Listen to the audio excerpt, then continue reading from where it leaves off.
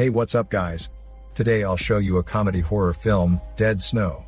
Spoiler ahead, watch out and take care. At a silent night in the woods covered with snow, a girl is running, like her life depends on it. Then a shadow jumps at her, attacks her, and feasts on her body while she is screaming in huge pain. The next day, a group of young people come to a wooden cabin, located in these snow-covered mountains for a vacation. Vegard's girlfriend, the owner of the cabin, will join them later since she wants to ski there by herself. Vegard and everyone go out for a play in the snow, then come back to the cabin at night for more fun games. A blonde girl goes to the humble toilet outside the cabin, and sees a creepy figure flits past the toilet. The group decides to check around the cabin, after the blonde tells them about what she saw. Nothing is found, however. They are startled by a mysterious hiker, who pays a sudden visit, and begins to tell a history about these mountains. There was a troop of ruthless German soldiers, stationed here during World War II. They killed local people, and robbed their valuables. The locals uprose and terminated most German soldiers. When Germany lost the war, a captain led the survived soldiers to escape into these mountains with the fortune they robbed, and never be seen by anyone ever again. After that incident, rumors about scary ghosts in this area spread. The hiker fails to persuade the young people to leave the mountain, because the youngsters take his story like a baseless tale. After the hiker leaves the cabin and returns to his own tent, he is disturbed by a noise outside. So he grabs a shotgun quickly and investigates. Someone flashes past him and slits his throat lightning fast. He limps back to the tent, but the murderer follows in and eats his entrails. After having a nightmare about his girlfriend dying in the snow, Vegard decides to look for his girlfriend the next morning. He doesn't find any trace of his girlfriend, but is horrified to discover the dead hiker, who has the same death look as he described in his story last night. Outside the tent, a track of footprints with the blood draw Vegard's attention. Then he follows the footprints, while calling out his girlfriend's name. Unluckily, he falls through the snow into a cave, and is knocked unconscious. At the same time, the others are drinking in the cabin. A greasy boy finds an old wooden box, while looking for more beers. To everyone's surprise, the box is full of valuables, and golden trinkets from World War II. They grab and play with the golds, and continue to party. A gold coin falls from Greasy's pocket on the snow. When he goes to the toilet, a girl, who gets hooked by Greasy's greasy hormones, goes after him into the stinky toilet, to play a sweet, fast, but noisy hormone game, causing them to ignore a mysterious peeping Tom completely, who approaches near, and picks up the dropped coin with a rotten pale hand. 2 minutes later, with the water pouring time included, Greasy returns to the cabin, leaving the unsatisfied girl in the stinky toilet alone, to enjoy the last hormone flavor.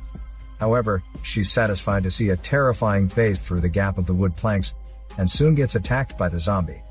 Though she escapes from the toilet, she still gets taken away. On her way to the cabin for help, a brunette hears the girl's moans, and suggests everyone look for the girl after she turns off the music. Instead of the girl, they find Vegard's girlfriend's rucksack buried in the snow. The brunette sees the face of the disappeared girl outside the window. While the others are trying to figure out what's going on, soon the brunette realizes it is not the girl's face, but her head, separated from her body. The blonde doesn't believe what the brunette says, until a zombie suddenly grasps her hair through a window. The brunette saves the blonde by cutting her hair, but missing her head unfortunately. Then the group all start panicking, and try to defeat the zombies that come all around the cabin. The brunette cut off a hand of a zombie, who punches through a window, and tries to open the door. From the hand cut off, they finally realize that they are attacked by zombies. Some zombies drag Greasy out of a window and make him the greasy soap, while the others are blocking the broken door.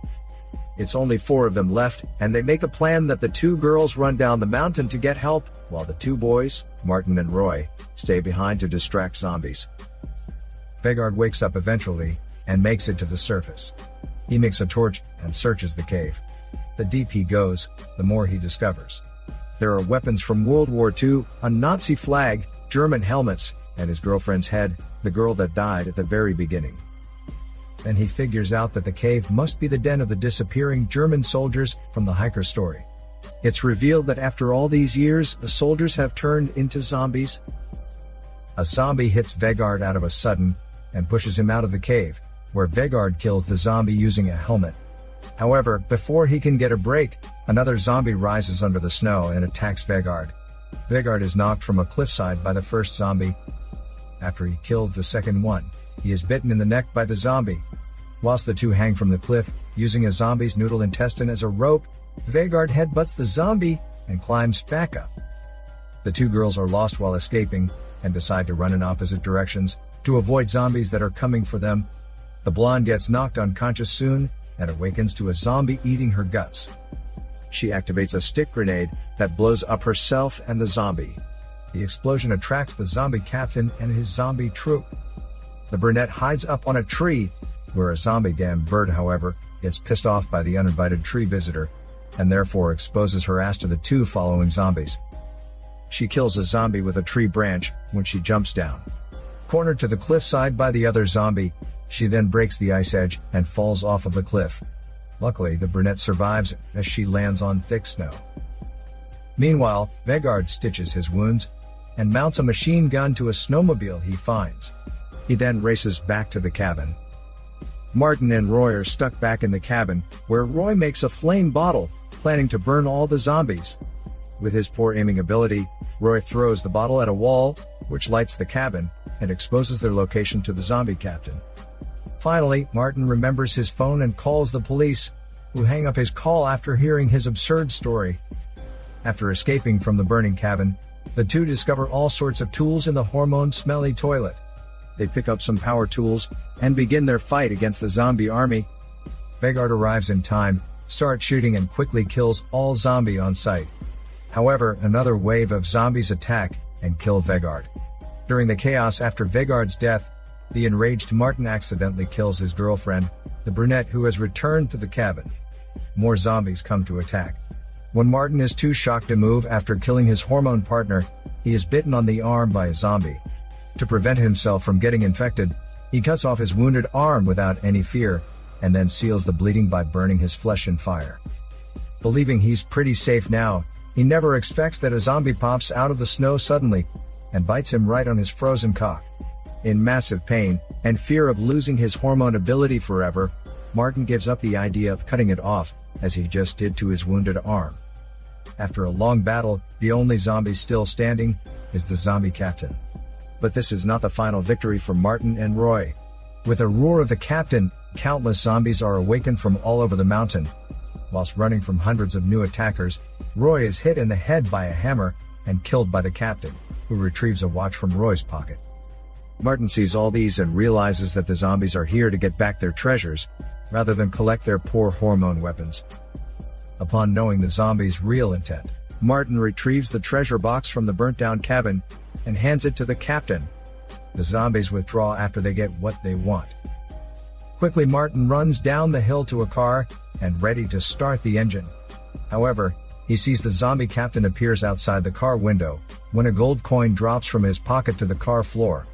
It is his girlfriend who put the coin in his pocket when they were partying last night. Martin turns his head towards the window, in fear and despair, seeing the zombie captain is about to smash the car window. This is Daniel CC Movie Channel. Peace out.